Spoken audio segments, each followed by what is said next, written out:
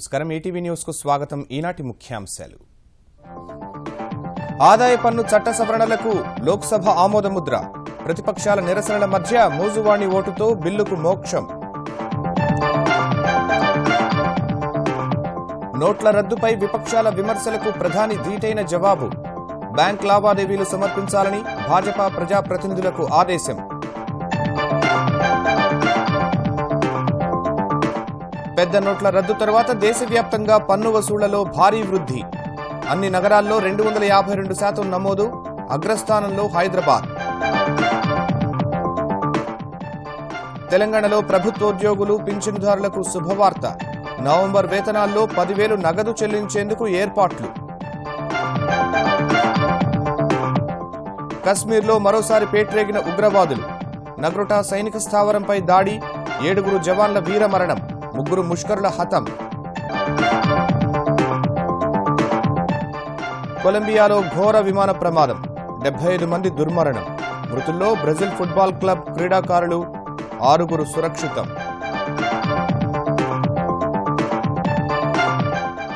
మొహాలీ టెస్టులో భారత్ ఘన విజయం. ఇంగ్లాండ్పై 8 వికెట్ల తేడాతో జయభేరి. సిరీస్లో 2-0 ఆధిక్యం. Man of the match Jadeja.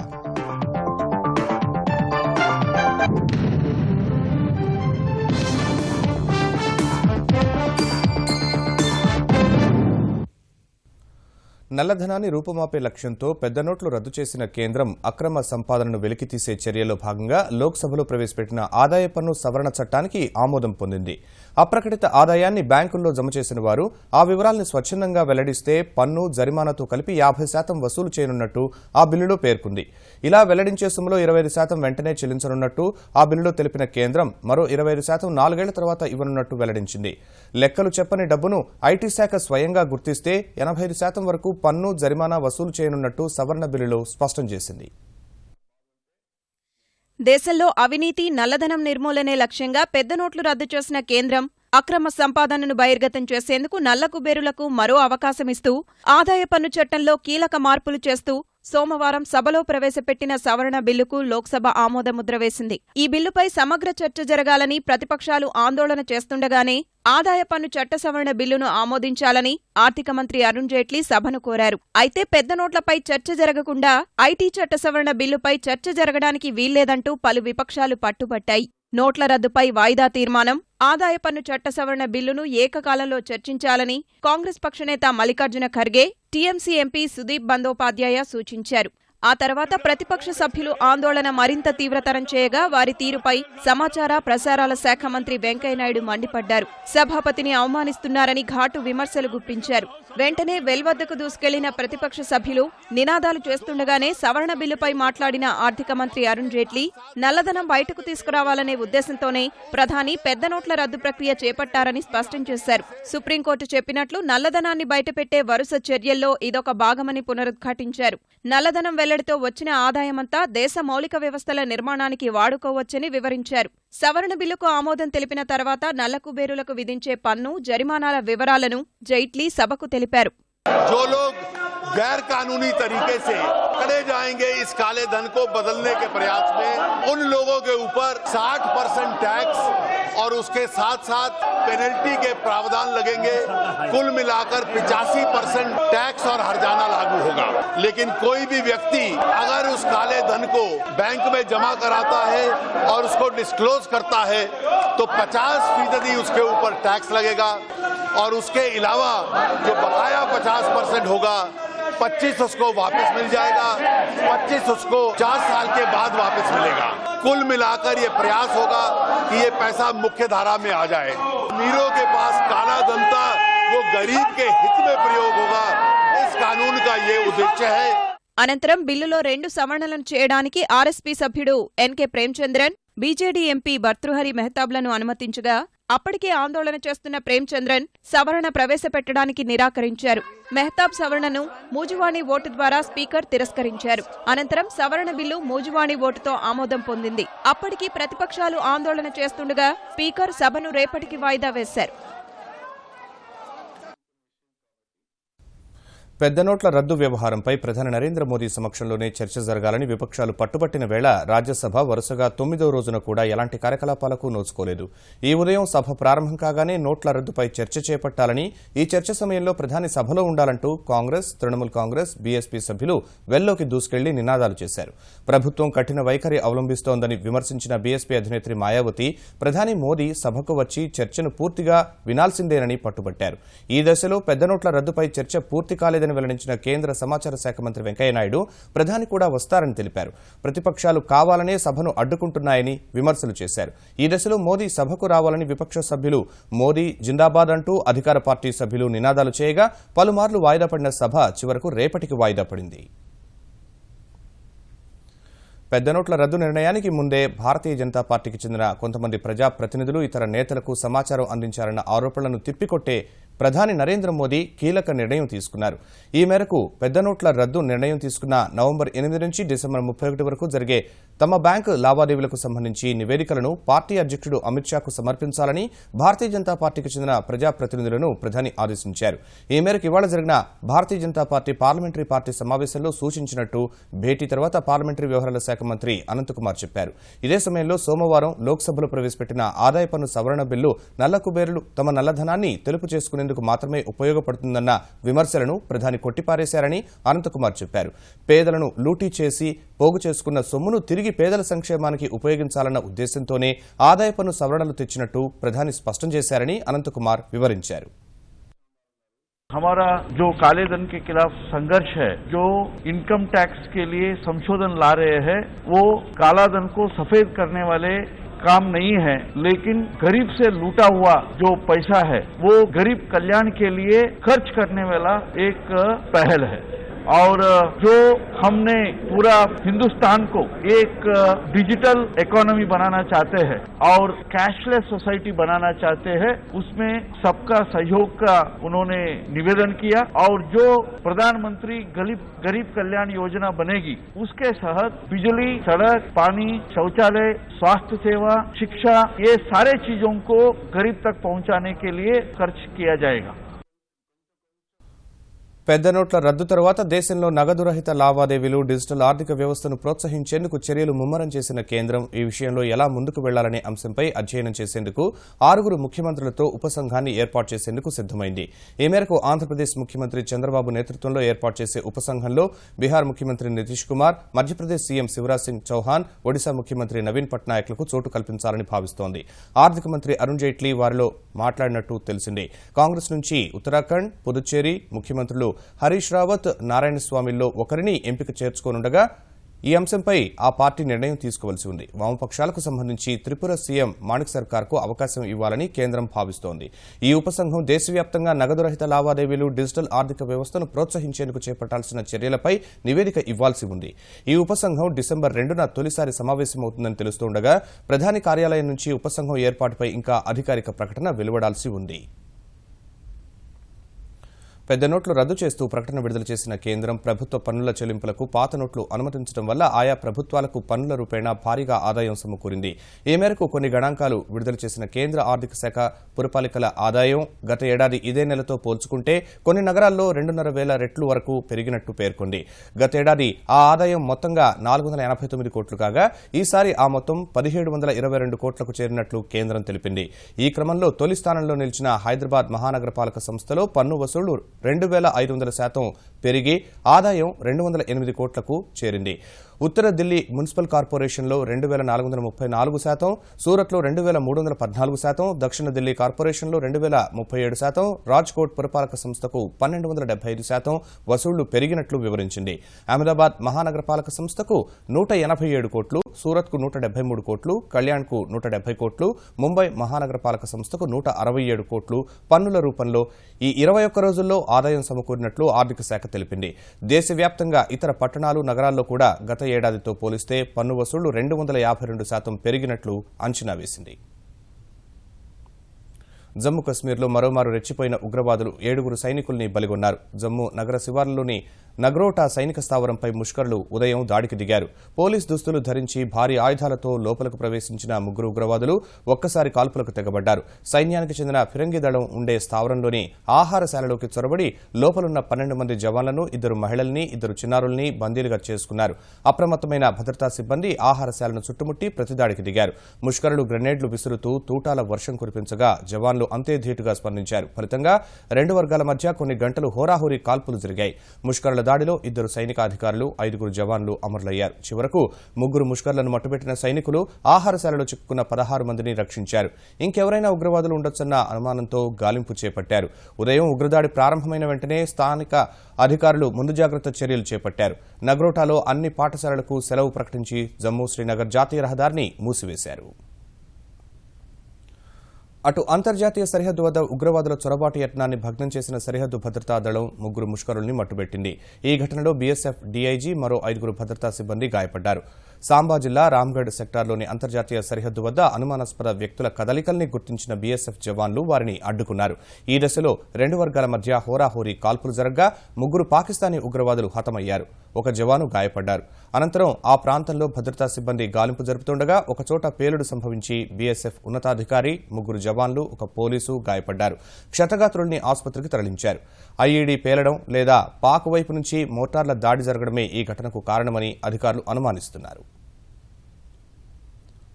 Pakistan కొత్త సైన్యాధ్యక్షుడిగా జనరల్ ఖమర్ జావేద్ బజ్వా ఇవాళ బాధ్యతలు స్వీకరించారు. రావల్పిండి సైనిక హాకీ మైదానంలో జరిగిన ఓ కార్యక్రమంలో జనరల్ రహీల్ షరీఫ్ 3 ఏళ్లుగా తాను నిర్వహిస్తూ వచ్చిన సైనిక అధ్యక్ష బాధ్యతలను బజ్వా చేతికి అప్పగించారు. 2013 నవంబర్ 29 నుంచి బాధ్యతలు నిర్వహిస్తూ వస్తున్న రహీల్ పదవీ కాలాన్ని దేశ ప్రయోజనాల కోసం మరికొంతకాలం పొడిగించాలని నవాజ్ షరీఫ్ సర్కారు ప్రయత్నించినప్పటికీ షరీఫ్ పదవీ విరమణకే మొగ్గు చూపారు. ఈ క్రమంలో గత శనివారం ఖమర్ బజ్వాకు 4 సార్లు జనరల్ హోదా కట్టబెట్టిన నవాజ్ తదుపరి సైన్యాధ్యక్షుడిగా ప్రకటించారు. పెద్ద నోట్ల రద్దు తర్వాత ప్రజలు తీవ్ర ఇబ్బందులు ఎదుర్కొంటున్న వేళ తెలంగాణ సర్కార్ ప్రభుత్వ ఉద్యోగులు, పింఛనుదారులకు శుభవార్త అందించింది. ఈ మేరకు ప్రభుత్వ ఉద్యోగులు, పింఛనుదారులకు నవంబర్ జీతంలో 10,000 రూపాయలు నగదు రూపంలో చెల్లించాలని తెలంగాణ సర్కార్ నిర్ణయించింది. ఈ మేరకు చెల్లించే అంశంపై కొన్ని రోజుల నుంచి కసరత్తు చేస్తున్న తెలంగాణ ఆర్థిక శాఖ అన్ని కోణాల్లో విశ్లేషించుకున్న తరువాత ముఖ్యమంత్రి కేసీఆర్ అనుమతితో నగదు చెల్లింపులపై ఉత్తర్వులు జారీ చేసింది. ఇందుకు అన్ని ప్రభుత్వ శాఖలు, అధిపతులు తగిన ఏర్పాట్లు చేయాలని సూచించింది. ఉద్యోగులు, పింఛనుదారులకు నగదు చెల్లించేందుకు బ్యాంకుల్లో ప్రత్యేక కౌంటర్లు ఏర్పాటు చేయాలని ఆదేశించింది. నగదు కోసం ప్రభుత్వ ఉద్యోగులు క్యూ లైన్లలో నిలబడి సమయం వృధా చేసుకుంటే ప్రభుత్వ కార్యకలాపాలపై ప్రభావం పడుతుందనే ఉద్దేశంతోనే ఈ నిర్ణయం తీసుకున్నట్టు ఆర్థిక శాఖ వర్గాలు తెలిపాయి. పెద్ద నోట్ల రద్దు తర్వాత మొదటిసారి ఉద్యోగులకు జీతాలు చెల్లించనున్న వేళ డిసెంబర్ 1 నుంచి అంతా సంయమనంతో ఉండాలని ముఖ్యమంత్రి చంద్రబాబు కోరారు. జీతాలు వచ్చిన తర్వాత అన్ని చెల్లింపులు చేయాల్సి ఉన్నందున ఓ విధమైన ఇబ్బందికర వాతావరణం ఏర్పడుతుందన్న చంద్రబాబు ఆయా చెల్లింపుల కోసం ఆన్లైన్, మొబైల్ మార్గాలను ఎంచుకోవాలని సూచించారు. ప్రజలు కూడా అదే మార్గంలో తమ లావాదేవీలన్నీ నిర్వహించాలన్న బాబు ఆ దిశగా ప్రజలను సమాయత్తం చేసేందుకు అవగాహన కార్యక్రమాలు చేపడుతున్నట్లు ఇవాళ అధికారులు, బ్యాంకర్లతో జరిగిన సమీక్షలో తెలిపారు. ఇదే సమయంలో వేతనాలను నగదు రూపంలో చెల్లించే అవకాశం లేదని చంద్రబాబు పరోక్ష సంకేతాలిచ్చారు. శాలరీస్, పెన్షన్స్ అన్ని కూడా వారి అకౌంట్లకే వేయడానికి నిర్ణయం చేశాం. నేరుగా వాళ్ళ అకౌంట్లకే వెళ్లిపోతాయి. అదే మరిగా డాక్రాకి ఇచ్చిన 3,000 రూపాయలు కూడా వాళ్ళ అకౌంట్కే వెళ్లిపోతుంది. నరేగా డబ్బులు కూడా వాళ్ళు చేసిన పనికి డబ్బులు కూడా వాళ్ళ అకౌంట్కి వెళ్లిపోతాయి. అక్కడి నుంచి అనేక విధాలుగా వాడుకోవాల్సిందిగా ప్రజలు కోరుతున్నాం. ఒకటి, అవసరమైన మేరకు డబ్బులు తీసుకోవడం, అది కూడా ఇన్స్టాల్మెంట్స్ వారిగా తీసుకోవడం. దానికి కారణం బ్యాంకుల్లో డబ్బులుంది, కానీ ఏదైతే నోట్లు ఉన్నాయో దీంతో బాధ ఉంది. కాబట్టి ఎంత అవసరమైతే అంత, మొత్తం జీతం అంతా ఒకటేసారి తీసుకోవడం, కొద్దిగా తీసుకుని అవసరానికి ఉపయోగించుకునేగా ముందుకు పోవాల్సిన అవసరం ఉంది. ఒకటి. రెండోది, వీలైనంత వరకు రూపీ కార్డు గాని, అదే మరి మాస్టర్ కార్డు గాని, వీసా కార్డు గాని కార్డు ఉంటే పాస్ మెషిన్ ద్వారా ట్రాన్సాక్షన్ చేసుకుంటే నగదు రహిత చెల్లింపులు జరుగుతాయి. దీనివల్ల కూడా చాలా ఈజీ అవుతుంది. అది ఒకటి చేయమని కోరుతున్నా. నోట్ల రద్దు తర్వాత నల్లధనాన్ని చట్టపరమైందిగా మార్చుకోవడంలో వివిధ వ్యక్తులు సంస్థలు చేస్తున్న మోసాలు ఒక్కొక్కటిగా వెలుగులోకి వస్తున్నాయి. విజయవాడలో గాంధీ కళాశాల యాజమాన్యం సిబ్బందికి తెలియకుండానే వాళ్ల పేర్లతో తమిళనాడులోని మర్కంటైల్ బ్యాంకులో ఖాతాలు తెరిచి 12 లక్షల రూపాయలు తెల్లధనంగా మార్చుకునేందుకు చేసిన ప్రయత్నం సిబ్బంది ఫిర్యాదుతో బయటకు వచ్చింది. ముందుగానే జమా విత్డ్రాయల్ పత్రాలపై ఉద్యోగుల సంతకాలు తీసుకుని ఈ తతంగమంతా నడిపినట్లు పోలీసులు ప్రాథమికంగా గుర్తించారు. పంజాబ్ నేషనల్ బ్యాంకులో ఉన్న 20 ఖాతాలను తమిళనాడులోని మర్కంటైల్ బ్యాంకుకు మార్చడం సహా మరో 23 కొత్త ఖాతాలు తెరిచి పెద్ద మొత్తంలో డబ్బు జమ చేసినట్లు పోలీసులు తెలిపారు. ఈ క్రమంలో సిబ్బంది ప్రశ్నించగా వాళ్ల సర్టిఫికెట్లను ఇవ్వబోమంటూ యాజమాన్యం బెదిరింపులకు కూడా పాల్పడ్డట్టు చెప్పారు. ఒక్కో ఖాతాలో కనిష్టంగా 20,000 నుంచి గరిష్టంగా 48,000 వేసినట్లు తెలిపిన పోలీసులు మర్కంటైల్ బ్యాంక్ సిబ్బంది పాత్రపై కూడా దర్యాప్తు చేయనున్నట్లు చెప్పారు. మనకు 500 రూపాయలు 1000 రూపాయల నోట్లు ఎప్పుడైతే రద్దయినాయో ఆ నెక్స్ట్ డే 10th రోజున ఈ అకౌంట్స్ అన్నీ ఓపెన్ అయినాయి. వీళ్ళెవరూ బ్యాంకుకు వెళ్ళలేదు. బ్యాంకుకు వెళ్లకుండానే వీళ్ళ అకౌంట్స్లో డబ్బులు జమ అవటం, వీళ్ళు వెళ్లకుండానే అకౌంట్స్ నుంచి డబ్బులు డ్రా అయ్యటం జరిగింది. దానిపైన ఇన్వెస్టిగేషన్ ఇంకా నడుస్తూ ఉంది. టోటల్గా 43 అకౌంట్స్ ఓపెన్ చేయంగా దాంట్లో 38 అకౌంట్స్లో ట్రాన్సాక్షన్స్ జరిగాయి. ప్రత్యేక తెలంగాణ కోసం కేసీఆర్ చేసిన ఆమరణ దీక్షను గుర్తు చేసుకుంటూ తెలంగాణ అంతటా దీక్షా దివస్ కార్యక్రమం ఘనంగా నిర్వహించారు. గ్రామాల నుంచి పట్టణాల వరకు మంత్రులు, తెలంగాణ రాష్ట్ర సమితి కార్యకర్తలు, తెలంగాణ జాగృతి శ్రేణులు, ప్రజా సంఘాల నాయకులు, కవులు, కళాకారులు, మేధావులు దీక్షలో కూర్చున్నారు. ఉద్యమాల పురిటిగడ్డ వరంగల్లో దీక్షా దివస్ అట్టహాసంగా జరిగింది. కాళోజీకూడలిలో నిర్వహించిన కార్యక్రమంలో మలిదశ ఉద్యమ తొలి అమరుడు శ్రీకాంతాచారి తల్లిదండ్రులు, ఎమ్మెల్యే వినయ్ భాస్కర్ పాల్గొన్నారు. సిద్దిపేటలో మంత్రి హరీష్ రావు విద్యార్థులతో కలిసి భారీ ప్రదర్శన నిర్వహించారు. తెలంగాణ జాగృతి ఆధ్వర్యంలో ఇందిరా పార్క్ వద్ద జరిగిన దీక్షా దివస్ లో తెలంగాణ హోంమంత్రి నాయన నరసింహారెడ్డి, ఎమ్మెల్యే శ్రీనివాస్ గౌడ్, సినీ నటుడు సుమన్ పాల్గొన్నారు. ఈ కార్యక్రమంలో కవి గోరటి వెంకన్న కళాకారులతో కలిసి పాటలు పాడుతూ చిందేసి హుషారెత్తించారు.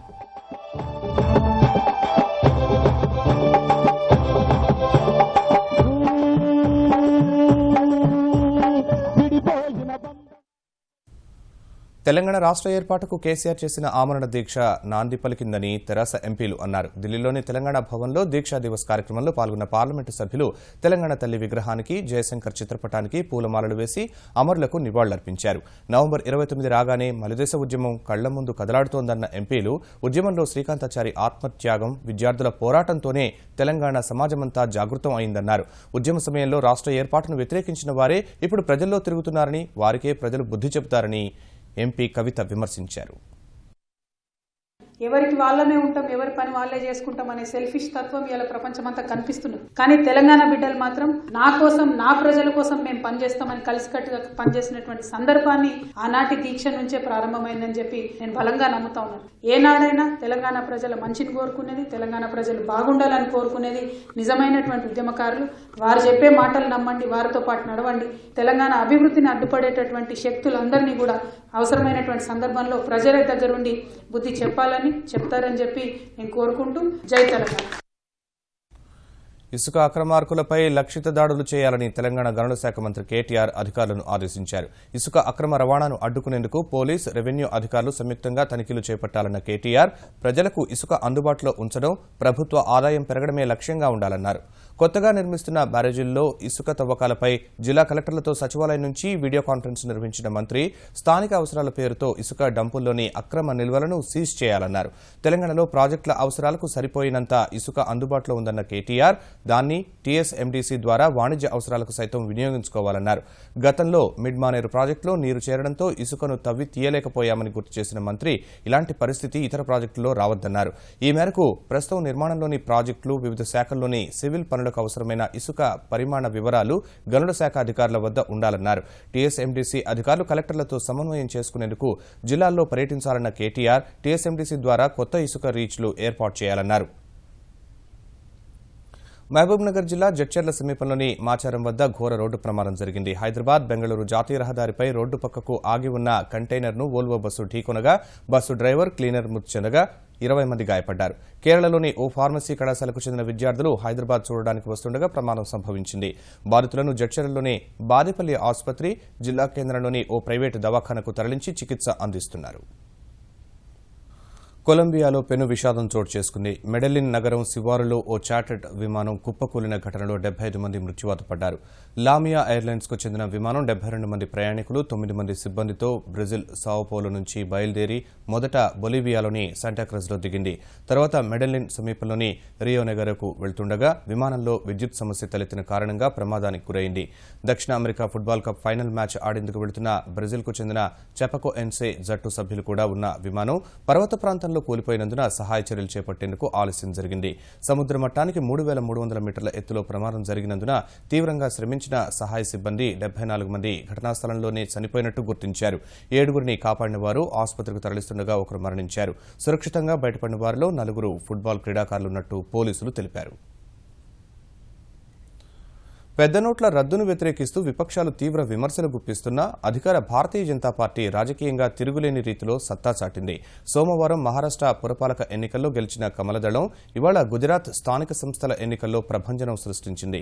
వచ్చే ఏడాది శాసనసభ ఎన్నికలు జరగనున్న వేళ జరిగిన స్థానిక సంస్థల ఎన్నికల్లో పెద్ద నోట్ల రద్దుపై విమర్శల్ని తట్టుకుని నిలబడిన కమలదళం 2 పురపాలికల్ని, 1 తాలూకా పంచాయతీని కైవసం చేసుకుంది. గుజరాత్లో మొత్తం 123 స్థానాలకు ఎన్నికలు జరగగా 107 చోట్ల భారతీయ జనతా పార్టీ విజయం సాధించింది. కాంగ్రెస్ 16 స్థానాలతో సరిపెట్టుకుంది. ఈ విజయంపై గుజరాత్లో భారతీయ జనతా పార్టీ కార్యకర్తలు సంబరాలు చేసుకోగా మహారాష్ట్ర, గుజరాత్లో పార్టీ ప్రధాని నరేంద్ర మోదీ హర్షం వ్యక్తం చేశారు. ప్రజలు అభివృద్ధిని కోరుకుంటున్న అనడానికి ఈ ఫలితాలు నిదర్శనమని వ్యాఖ్యానించారు. భారతీయ జనతా పార్టీ అధ్యక్షుడు అమిత్ షా విపక్షాలు భారత్ బంద్ చేస్తూ ఉంటే తమ పార్టీ ప్రజల మద్దతుతో విజయపథంలో దూసుకెళ్తోందని అన్నారు.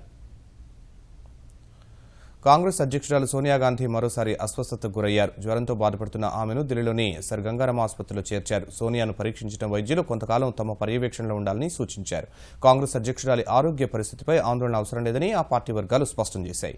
2 రోజుల్లో సోనియా ఇంటికి తిరిగొస్తారని, తర్వాత పార్లమెంట్ శీతాకాల సమావేశాలకు హాజరవుతారని తెలిపాయి. ఆగస్టులో ఉత్తరప్రదేశ్ శాసనసభ ఎన్నికల కోసం ప్రచారం నిర్వహిస్తూ వారణాసిలో అస్వస్థతకు గురైన సోనియా కొంతకాలం ఆసుపత్రిలో చికిత్స పొందారు. ఇంగ్లాండ్తో జరుగుతున్న 5 టెస్టుల సిరీస్లో భారత్ దూకుడు కొనసాగుతోంది. మొహాలీలో జరిగిన 3వ టెస్టులో 8 వికెట్ల తేడాతో జయభేరి మోగించి సిరీస్లో 2-0 ఆధిక్యంలోకి దూసుకువెళ్లింది. మొహాలీలో బౌలర్లు చెలరేగగా తొలి ఇన్నింగ్స్లో ఇంగ్లాండ్ను 283 పరుగులకే ఆలౌట్ చేసిన భారత్ రవీంద్ర జడేజా, రవిచంద్రన్ అశ్విన్, విరాట్ కోహ్లీ, చటేశ్వర్ పుజారా, జయంత్ యాదవ్ అర్ధశతకాలతో 417 పరుగులు చేసింది. తొలి ఇన్నింగ్స్లో 134 పరుగుల ఆధిక్యం సాధించిన భారత్ రెండో ఇన్నింగ్స్లో ఇంగ్లాండ్ను 236 పరుగులకే ఆలౌట్ చేసింది. 3వ రోజైన నిన్న భారత్ తొలి ఇన్నింగ్స్ ముగిసిన తర్వాత రెండో ఇన్నింగ్స్ ఆరంభించి 78 పరుగులకే 4 కీలక వికెట్లు కోల్పోయిన ఇంగ్లాండ్ ఇవాళ జోరోట్, హమీద్ అర్ధశతకాలు చేయగా చివరి వరుస బ్యాట్స్మెన్ కూడా పోరాడడంతో భారత్కు 104 పరుగుల లక్ష్యాన్ని నిర్దేశించింది. ఈ లక్ష్యంతో బరిలోకి దిగిన భారత్కు ఆదిలోనే ఎదురుదెబ్బ తగిలింది. ఓపెనర్ మురళీ విజయ్ పరుగులేమీ చేయకుండానే వెనుదిరగ్గా పార్థివ్ పటేల్, చటేశ్వర్ పుజారా రెండో వికెట్కు 81 పరుగులు జోడించి జట్టును విజయానికి చేరువ చేశారు. ఈ దశలో 25 పరుగులు చేసిన పుజారా పెవిలియన్ చేరగా క్రీజ్లోకి వచ్చిన కెప్టెన్ కోహ్లీతో కలిసి పార్థివ్ పటేల్ మరో వికెట్ పడకుండా జట్టుకు విజయాన్ని ఖరారు చేశాడు. ఈ మ్యాచ్ తొలి ఇన్నింగ్స్లో 90 పరుగులు చేయడం సహా రెండో ఇన్నింగ్స్లో 4 కీలక వికెట్లు తీసిన రవీంద్ర జడేజాకు మ్యాన్ ఆఫ్ ది మ్యాచ్ దక్కింది. ఇరు జట్ల మధ్య 4వ టెస్ట్ డిసెంబర్ 8 నుంచి ముంబైలో జరగనుంది. ఈటీవీ న్యూస్ సమాప్తం. నమస్కారం.